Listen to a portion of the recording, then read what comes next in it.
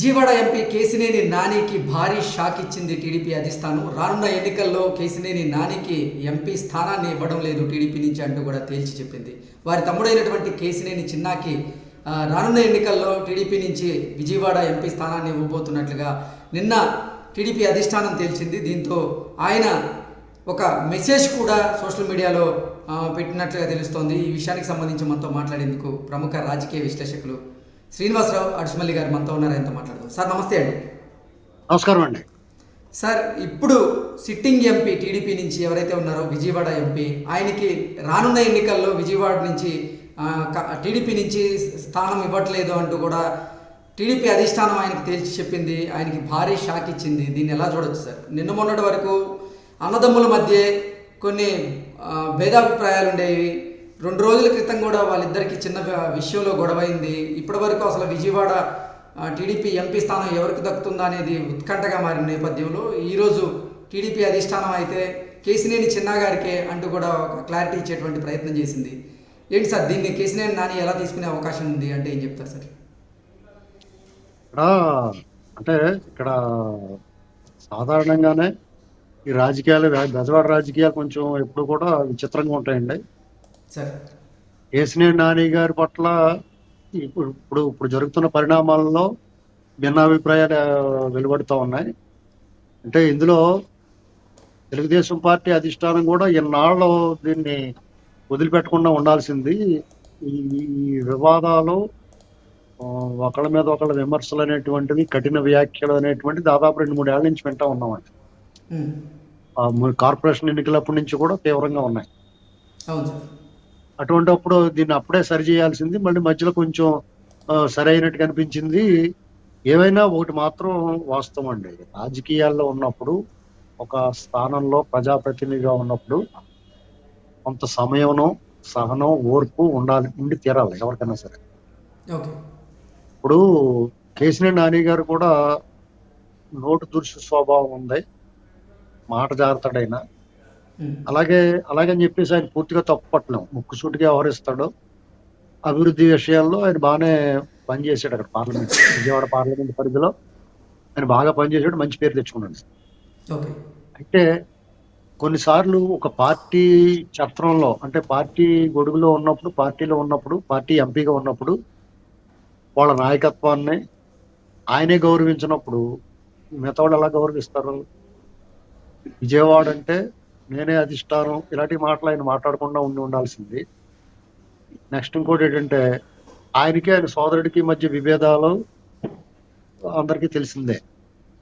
అంటే ఇంటి మీద కాక ఇంటి మీద వాడకూడదనేటువంటి అంత వైరం ఉంది వాళ్ళ మధ్య. అయితే అది చాలా దురదృష్టకరం అండి. ఇటీవల కాలంలో కేశినేని శివనాథ్ అంటే చిన్ని గారు చాలా యాక్టివ్గా ఉన్నాడు.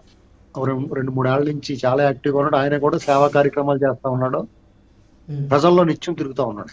అలాగే కేశినేని నాని గారు కూడా డెవలప్మెంట్ యాక్టివిటీస్ తిరుగుతూ ఉన్నాడు. ఆ క్రమంలో వైసీపీ నాయకులతో ఆయన సన్నిహితంగానే ఉన్నారు. తిరువూరు కానీ, అలాగే ఎవరైనా ఆయనతోటి, అది నేను పార్లమెంటు సభ్యుడిని కాబట్టి ఆ స్థానిక ఎమ్మెల్యేలతో ప్రోటోకాల్ ప్రకారం కలవాల్సి వస్తుందని చెప్పుకుంటున్నాడు ఆయన. ఏవైనా నాని గారి వ్యవహారం వివాదాస్పదంగానే కనిపిస్తుంది. ఖచ్చితంగా నాని గారిని సమర్థించి కూడా ఉన్నారు. నేను కూడా ఆయన అభివృద్ధి పట్ల, ఆయన వ్యవహారం పట్ల ఎవరికి, నాలాంటి వాళ్ళు కూడా ఆయన పట్ల ఏమి వేరే అభిప్రాయం లేదు. ఆయన మంచి డాషింగ్ ఎంపీ, అభివృద్ధి బాగా చేయించాడు. ఏదైనా సరే ఫ్లైఓవర్ల విషయంలో కానీ, రోడ్ల విషయంలో కానీ, టాటా తోటి కలిపి ఆయన చేసిన సంక్షేమ కార్యక్రమాలు, అభివృద్ధి కార్యక్రమాలు కానీ, ఇటువంటి అన్నట్లు ఆయన్ని మనం ఎవరో వేలెత్తి చూపడం. అయినా సరే పార్టీ లైన్ అనేటువంటిది ఒకటి ఉంటుంది. ఇప్పుడు ఆయన నేపథ్యం, ఆయన ట్రాన్స్పోర్ట్ కంపెనీ ఉండేది. ఆయనకి ఒక మోనోపోలీ కింద ఒక పెత్తందారి మనస్తత్వం ఉంటుంది సహజంగానే ఎవరికైనా సరే. ఇప్పుడు వాళ్ళ దగ్గర పనిచేసే సిబ్బంది మీద పెత్తనం చేసినట్టుగా వాళ్ళ సిబ్బంది అయితే వాళ్ళు చెప్పినట్టు అంటారు. ఆయన మాట వేదవాక్కు, ఆయన మాట ఫైనల్ గా ఉంటుంది. కానీ ప్రజాస్వామ్యంలో ప్రజల మధ్య ఉంటా, ప్రజల ప్రతినిధిగా ఉన్నప్పుడు, ఒక రాజకీయ పార్టీలో ఉన్నప్పుడు అవి కుదరదు, సాగవు. అలాగే ఆయనకి ఎంతో ఇష్టలైన కొంతమంది నాయకులు విజయవాడకు సంబంధించి వాళ్ళందరూ అయితే చాలా సన్నిహితంగా ఉండేవారు గతంలో. అంటే ఎవరైతే ఇప్పుడు ఆయనతోటి విభేదాలు ఉన్నాయో, మోండా ఉమ, ఆయన ఇంకొక ఆయన ఆ, నాగుల మీరా గారు, ఇలాంటి వాళ్ళందరితోటి ఆయనతోటి కొంచెం విభేదాలు వచ్చేసినాయి ఈ మధ్య. వాళ్ళని ఇదివరకు ఇంచుమించుగా వాళ్ళు ఎమ్మెల్యేలు ఎమ్మెల్సీలు కానప్పుడు, బుద్ధ ఇలాంటి వాళ్ళు ఎమ్మెల్సీలు అది కానప్పుడు ఈయన కూడా తిరిగి ఉండొచ్చు బహుశా. ఉమ్, ఈయనకు అనుచరులు గాను సహచరులు గాను, లేదా ఈయన గ్రూప్ లో ఉండొచ్చు. అది చూసాం చాలా సార్లు మనం. ఒక ఉమ్, ఐఏఎస్ ఆఫీసర్ మీద వివాదం వచ్చినప్పుడు వీళ్ళందరూ కూడా ఈయన పక్కన నిలబడ్డారు. బోండా ఉమ్మ గారు, బుద్ధ వెంకన్న, నాగుల మీద ఇటువంటి వాళ్ళే ఉన్నారు ఈయన పక్కన. ఓకే. మరి అటువంటిది ఈ మధ్య అంత దారుణమైన విభేదాలు ఎందుకు వచ్చినాయి అంటే డెఫినెట్ గా మాట తీరు వల్లే వస్తాయి. ఇది అక్కడ అక్కడ ఉన్న వాళ్ళు ఎవరిని అడిగినా చెప్తారు. ఓకే. కానీ కొన్ని సందర్భాల్లో కేశినేని నాని గారు అసహనం కేవలం వాళ్ళ తమ్ముడు కూడా పార్టీలో యాక్టివ్ అవటం వల్ల వచ్చిన అసహనంగానే భావించవచ్చు. అయితే ఉమ్, వాళ్ళ కుటుంబ వ్యవహారాల్లో పార్టీకి ఆపాదించుకుని పార్టీ వాళ్ళని ప్రోత్సహిస్తుందని చెప్పేసి ఈయన పార్టీ మీద తిరుగుబాటు జెండా ఒక రకంగా దూరం జరగడం అనేటువంటి జరిగి ఉండొచ్చు. అయితే రాజకీయ పార్టీలో అందరూ కలుస్తారు. మనకి ఇష్టం ఉన్న వాళ్ళు ఇష్టం లేని వాళ్ళు కూడా ఉంటారు. ఉమ్, అప్పుడు వాళ్ళతోటి మనం వాళ్ళ వ్యాపారం వదిలేసి మనం పట్టించుకోకుండా మన పని మనం చేసుకోవాలి. కానీ అంటే మనం చెప్పగలిగిన వాళ్ళు అంటే పబ్లిక్ మనమే చెప్తాం. మనం చెప్పిన దాని ప్రకారమే నాయకులు నాయకులు నాయకత్వం వహించిన తర్వాత నాయకుడు చెప్పినట్టుగా ప్రజలు వెళ్ళాలి. ప్రజల అభిప్రాయాన్ని గౌరవిస్తూ ప్రజలు ఏమనుకుంటున్నారో దానికి తగ్గట్టుగా నాయకుడు వ్యవహరించాలి. ఇది ఓకే. కేసీఆర్ నాని గారిలో లోపించింది. ఏకపక్షం ఆయన డిమాండ్, ఆయన ఏమన్నా నేను శాసిస్తాను, నా మాట శాసనం అంటే దొబ్బదండి. ఉమ్, సరే. ఎప్పుడు కానీ సార్. జరుగుద్ది అనుకున్నాం. తెలుగుదేశం పార్టీ కూడా అధిష్టానం కూడా ఇన్నాళ్ళు లేట్ చేయకుండా అప్పుడే చెప్పేసి ఉంటే ఏదో ఒకటి తేలిపోను. ఓకే. ఇవాళ పార్టీ ఎన్నికల ముందు వ్యవహారాల్లో ఇక జోక్యం చేసుకోవద్దంటూ కూడా కేసీఆర్ నాని గారికి ఆదేశాలు జారీ చేశారని అవునండి, తిరువూరులో చాలా పెద్ద అధినేత. గొడవ జరిగింది. ఎస్. తిరువూరులో చాలా పెద్ద గొడవ జరిగింది. కొంతమంది మీద పోలీస్ కేసులు పెట్టారు. తెలుగుదేశం పార్టీ కార్యకర్తలు ఆల్రెడీ రిమాండ్ కూడా ఇస్తారు. ఇలాంటి పరిస్థితి రాకూడదు. ఎవరి వల్ల జరిగింది అనేటువంటిది వస్తుంది. డెఫినెట్ గా ఇప్పుడన్నా సరే కఠినమైన చర్యలు నిర్ణయాలు తీసుకోకపోతే అధిష్టానం దెబ్బ అయిపోద్ది. కాబట్టి వాళ్ళు నిర్ణయం తీసుకున్నారు. ఇప్పటికైనా సరే ఏదో ఒక నిర్ణయం వెలబడింది. ఏదో అటో ఇటో ఏదో ఎటో ఒకటి తెలుసుకోవాలా. సరే, ఆయన మీరు ఈ పార్టీ కార్యక్రమాలు పాల్పంచుకోవద్దు అన్నారు.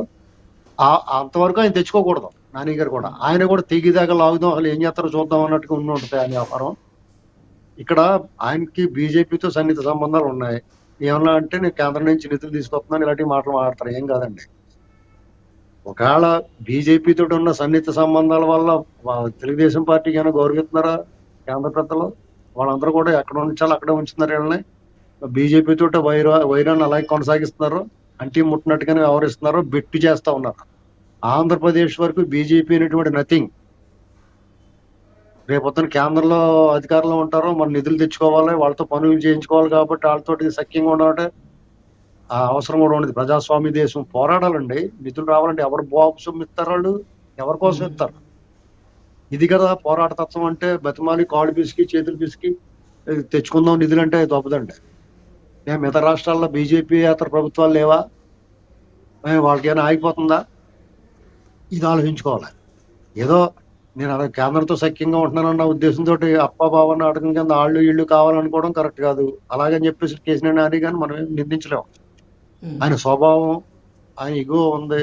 ఆ ఇగో హర్ట్ అయిందేమో వాళ్ళ తమ్ముడు గారికి ఇక్కడ ప్రోత్సహిస్తున్నాం. ఆయన కొంత మీద ఆయనకి అభిప్రాయం లేదు.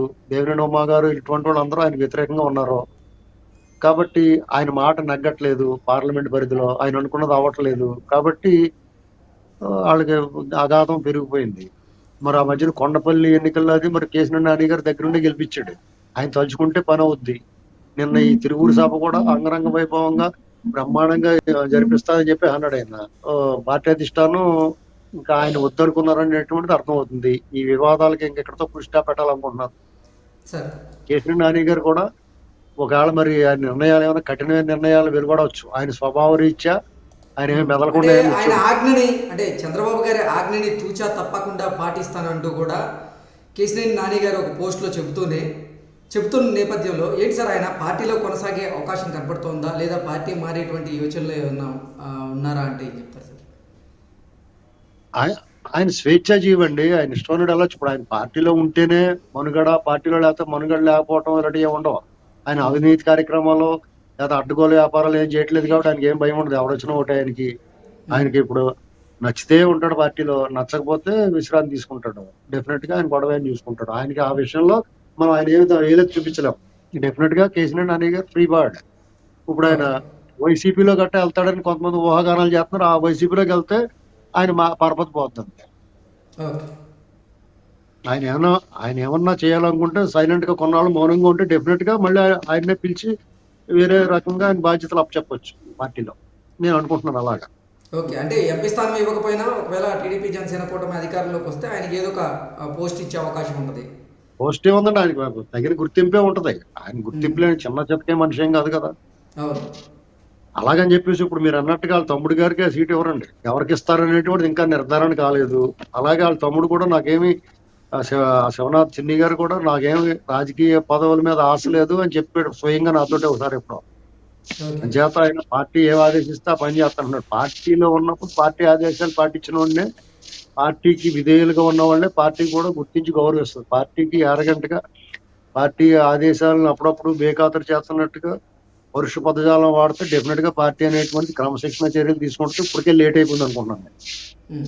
అంటే పార్టీ వ్యవహారాల్లో అసలు మీరు జోక్యం చేసుకోవద్దంటూ కూడా చంద్రబాబు గారు ఆదేశాలు జారీ చేశారు అంటూ కూడా ఒక వార్త బయటకు వస్తుంది. అంటే ఇంకా ఆ ఆయనకి స్టేజ్ చెక్ వరకు పెట్టినట్లేనా సార్?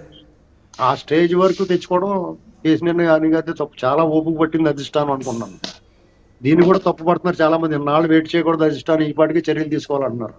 ఓకే. అది అదేమో వాళ్ళు ఎప్పటికన్నా లెవెల్ అవుద్దేమో అంతానే గొడవలు సర్దుకుంటాయేమో అని వేచి ఉండొచ్చు. చంద్రబాబు నాయుడు గారి నిర్ణయం ఎలా ఉంటుందంటే కొంత సమయం ఇస్తాడైనా, సహనం వహిస్తాడు. ఇప్పుడు యాక్చువల్ గా ఏ జగన్మోహన్ రెడ్డి లాంటి అయితే పేదవాడికి నేనే అధిష్టానం ఉన్నా మరుసటి రోజే అతను ఇంటికి పంపించేవారు, ఏమన్నా కానీ ఉండాలి. కానీ చంద్రబాబు గారి టైప్ అలా కాదు.